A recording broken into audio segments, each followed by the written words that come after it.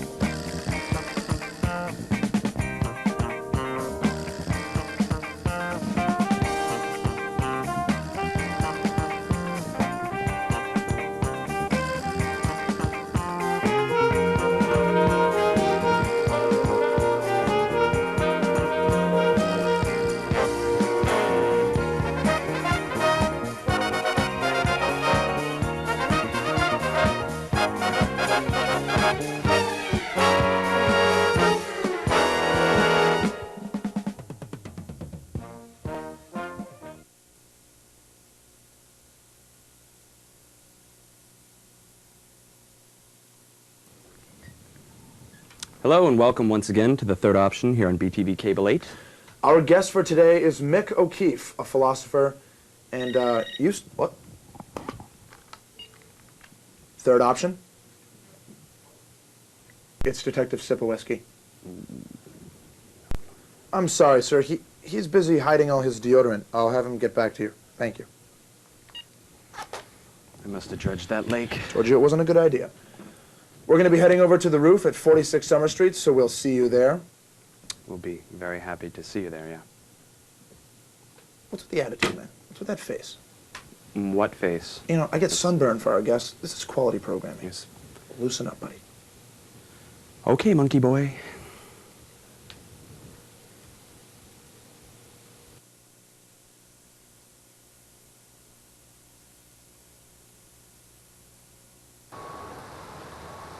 Welcome to the rooftop here at 46 Summer Street. We're with Mick O'Keefe. Chris? We'll be interrogating Mick for about 25 minutes here, and we just want to know basically what he thinks of philosophy and wisdom and so on and so forth. So we'll just get into the questions. I guess I'll refer back to you. Okay, Mick, what is your definition of philosophy? Well, I mean, philosophy, I suppose, the definition of it is whatever, particular school, per se, of philosophy you belong to. I guess it's just your own code of ethics. It's what you use to make those decisions that require a philosophy, that requires some kind of, that's more than just a yes or no, an immediate, right now, kind of like, what do you want for lunch, or do you want to go out tonight? Those don't require a lot of philosophy, but, questions like, that involve your own personal code of ethics or your own code of conduct. That's where you start getting into your philosophy, because everything that you say and do is going to reflect your philosophy, whether it's the one you're actually adhering to or if it's the one you're just saying that you're adhering to. If you say, if your philosophy is, oh, I'm a non-violent individual, but, you go out and you mug people, and you say, oh, it's because I need money, it's, that's a good justification, but that's still violence, So I guess, philosophy is whatever you use to make the important decisions in your life with, whatever, like, system or code or, system of prerequisites and preconceptions that you have about a situation or people.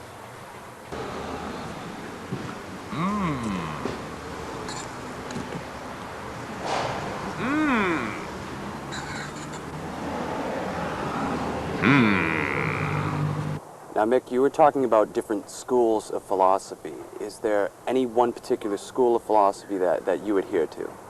Yeah. I don't know. I'd have to say I fall into the, I'm a pretty utilitarian person myself, but I try not to commoditize people, you know, or like I do think that everything has a set intended purpose, and you should use those things like a tool in that sense, or a utility, if you will, and to, you know, achieve the end that you wanted to. But you have to keep in mind that, you know, you can't walk on people, you can't look at people in that utilitarian sense. Or, I mean, if you do, you have to keep in mind that you have to give back. But as far as, I mean, that's not strictly, you know, where I'm at, because my own personal philosophy is flexible. You know, I don't think you should get stuck in a rut saying, I am this way, you know, this is how it always will be, because there's no way, you never know what's going to happen 5 minutes from now that could change your outlook on every single thing that's ever happened to you, you know, like some kind of trauma, any kind of event that could come into play and just alter that philosophy, you know. Like, you could live by a very strict philosophy that you believe will bring you goodness and will make you a whole person, but somebody or something could step in your way and you will have to change that philosophy. You know, you have to be willing to be flexible. It's really unhealthy, and it's you limit yourself if you get stuck in one way of thinking, you know, because then you tend to block out, you know, other things, other ways of thinking that you know, just because you don't agree with something doesn't mean you still can't get something from it, you know, because it's a lot of times it's the things that you're not familiar with, and it's the things that don't come naturally to you that eventually make you like a stronger person, because you have to develop those weaker parts of your character or your mind or your personality. You know, it's like when you're exercising or whatever. If you're working out, you know, and you start, oh, I'm gonna do this exercise I've never done before, and the first time you do it, you know, you're like, oh, this sucks, you're all sore, and you only lift 4 pounds of weight, but then, you know, you keep it up and you build, and eventually, like, those muscles that you're training will become as strong as the rest. It's the same with your brain. It's the same with, like, your thought processes and patterns. If your personal philosophy is one that tends to be, you know, not hold people in high regard and just allows you to just take what you want from people and take what you need from people without any kind of real concern for them, you know, if you utilize people as tools, you know, but you know, you objectify them, you don't hold their feelings or their, you know, basic life force and existence in account. You just sort of are like, you know, you are an object here for me to do with as I please. That's, you know, if you adhere to one way of thinking, that's what eventually could happen, is that you end up just stuck in a rut. You end up stuck somewhere that you're no longer growing, you're no longer reaping the benefits of your own personal way of thinking, and you're certainly not going to be open to other people's ways of thinking on issues that you could, you know, get a lot out of. You know, a lot of times it's the people who you have nothing in common with who can give you the insights that you need to get by, because it's not coming from you and it never could.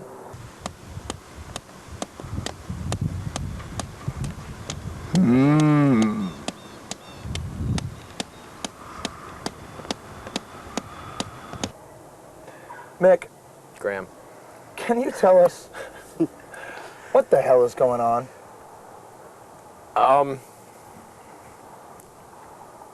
No. Oh, okay. You can't tell us because you don't want to? Well, I don't Have know. we been bad? You know something that I don't you? Have we been bad?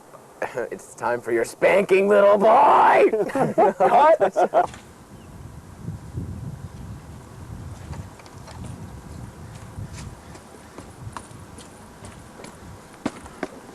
What? Everybody has a first experience with a field that they become eventually very interested in. What was your first experience with philosophy?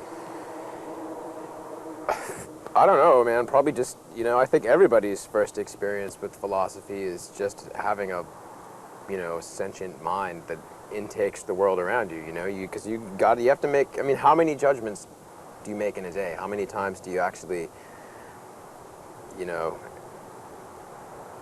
apply a philosophy? You know, I mean, almost anything, depending on, you know, your outlook on, like, just say people who are like vegetarian or vegan, you know, that's an application of a philosophy that is gonna, at least while you're first getting familiar with it is going to come into play every time you go to eat. Or I think I recently got rid of my car, and I've been just bicycle commuting because I live in the city, so it's kind of easier just to have a bike and not deal with a car. But at first I was like, oh, this sucks, and I was like, oh, well, at least I'm riding a bike and getting exercise. And lately, like, I've been sort of like smugly patting myself on the back for the fact that I'm not, guzzling fossil fuels, and I'm not like burning gas, and I'm, using the energy in my body, in a sense, to combat the evils of the world. But like I don't know. I can't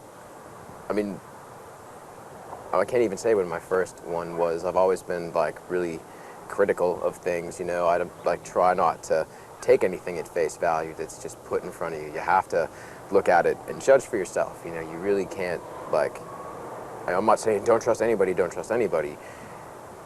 but you really, you can trust people, but you just shouldn't just do it like right when you come across them or right when you're presented with a situation. You shouldn't just be like, oh, this is great, I'll just jump in here. Because, you got to get underneath and you got to look and apply your brain to it and apply your philosophy to it and just be like, does this fit the parameters of like what I find enjoyable, acceptable, like productive, whatever it is that you use to accept and make those judgments. Yeah.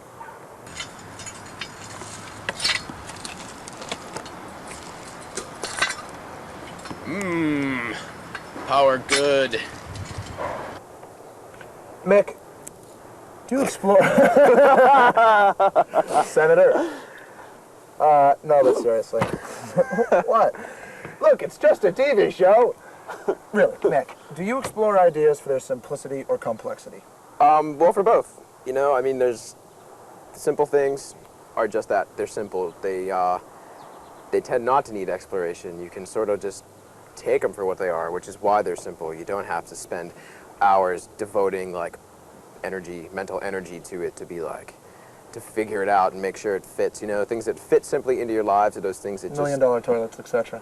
Yeah, precisely. Like with the heated seats, of course, but those things that just slide comfortably into your existence that are new to you, like those are things that obviously just naturally fit your philosophy and your way of thinking. It's the things that anything you find complex is something that is obviously it's strange to you. Maybe it's like it goes against your nature. You know what I mean? To accept whatever it is. It could be anything. With there's how many things are there that aren't like you? You know what I mean? If you think about it, like there's more things out there that are different than there are that are the same. I don't know if that makes any sense, but you sort of have to explore everything, you know what I mean? The simple things, you can take them as simple things, and the complex things are there to be taken apart and to be either broken down into their smaller, simpler components, or, they're there to make you more complex and to make you grow and become what you are not, and, like, all that stuff.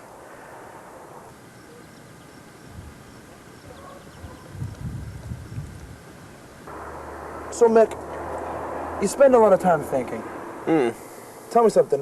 When you're on your day off, what do you do? Well, I don't know. Generally, I take care of just my life necessities. Go shopping, do laundry, clean my room. Like, Enough. More about us. Here's what we do on our day off.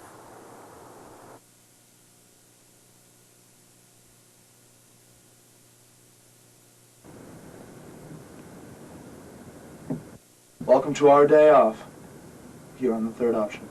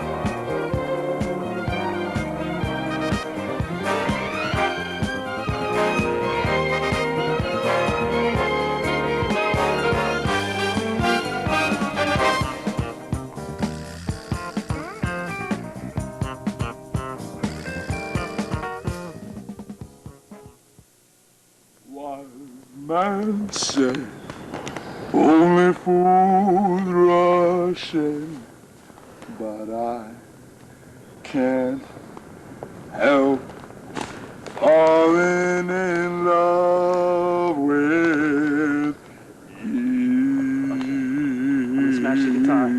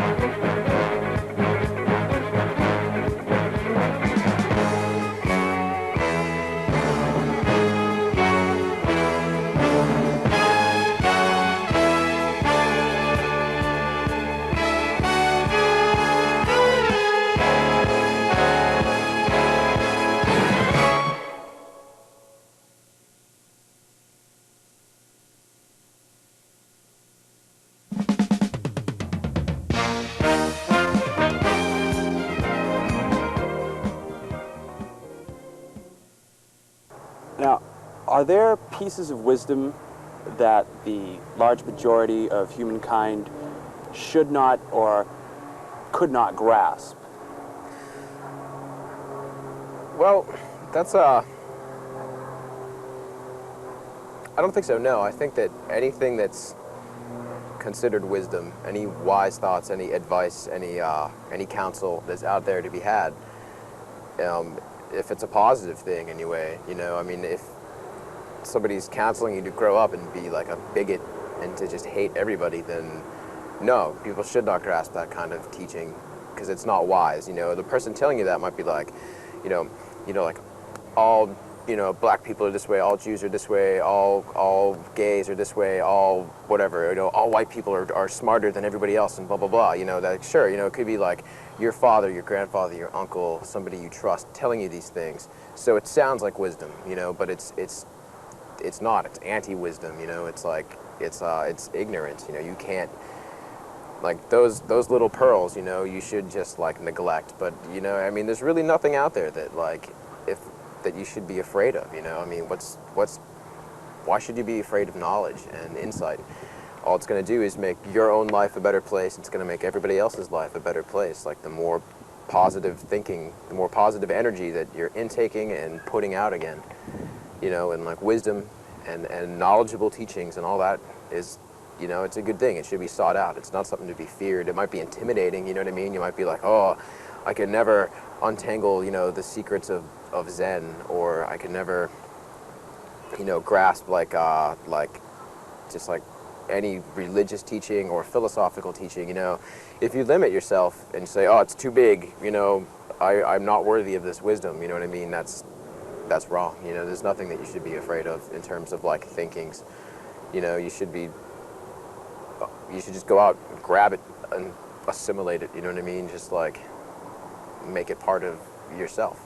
But is there a danger of certain people perverting that wisdom and using that wisdom to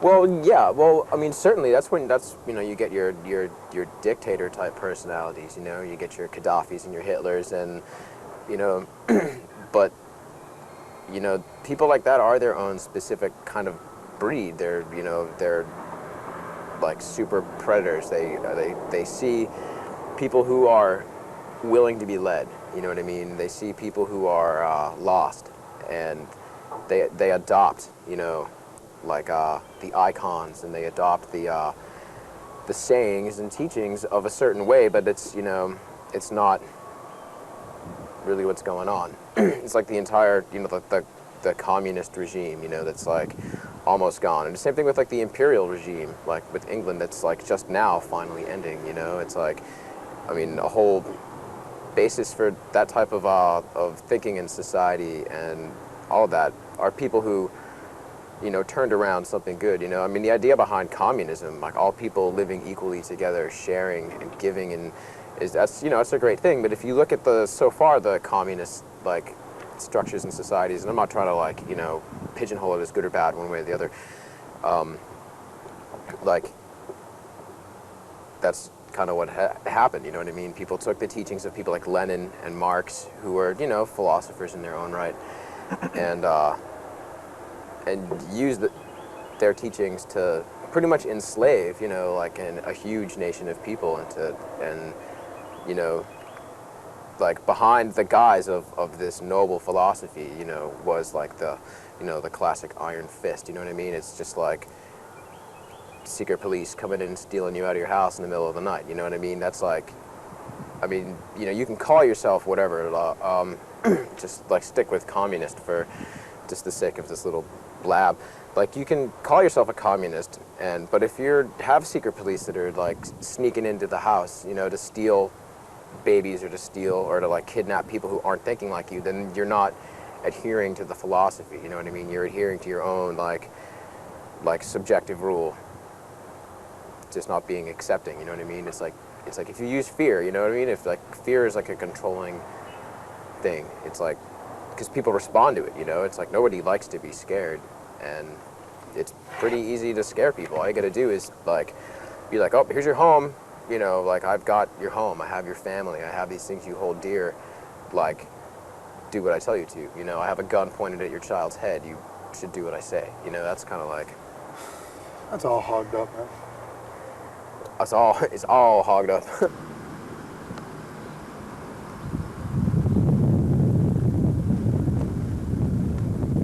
Mick, what is the role of communication in philosophy besides just, you know, speaking about it? I mean, what's the role, what's the point of communication at all? I mean, like, I don't know, I mean, it's just, you need to communicate. What's the role of philosophy, role of communication? I mean, aside from just, I mean, you should communicate. I think it's not so much the role of communication. I think that's your role as a person, is to be a communicator, you know what I mean? Like, and that's pretty much what everybody does one way or the other. I mean, I've never met anybody who's totally withdrawn and is a complete recluse and doesn't communicate at all. I mean, I'm sure there's people like that, but that's why you don't meet them. Because, you know, it's like, you'll never meet them because they don't communicate. Yeah, I mean, communications is essential to, I mean, you ever make like a long like car trip alone, like 10, 12 hours where you don't talk to anybody. I mean, it's like by the time you're done with that, you are just spun out. Saskatchewan. Yeah, you're just out of your mind. You know what I mean? It's like interaction is key for your own growth. And then it's like, you know, if I have an idea, you know, blah, blah, blah, I bounce it off you and you go, oh, well, that's good, but you forgot about this. You know what I mean? Like, I mean, communication is growth. You know what I mean? Communication is like, it's exchange. It's like the currency of your head, so to speak. You know, it's like, it's not tangible. You can't like make withdrawals and be like, or deposits. I mean, maybe you can. Sure, you know? can. I mean, but it's all. But it's all. You can't get transaction receipts though. Yeah, I mean, that's all. This is all. I mean, sort of like figures of speech. You know what I mean? But like, I think that is kind of the role of it. It's there for your, you know, like your thoughts is like your thoughts. Yeah, your thoughts is like all that you get. You know, like your thoughts are. You know, it's like your personal philosophy is almost like a sort of your own little commodity. It's like what you have. You know, so to speak. How much value to put on this commodity? Well, it's invaluable. Is the thing.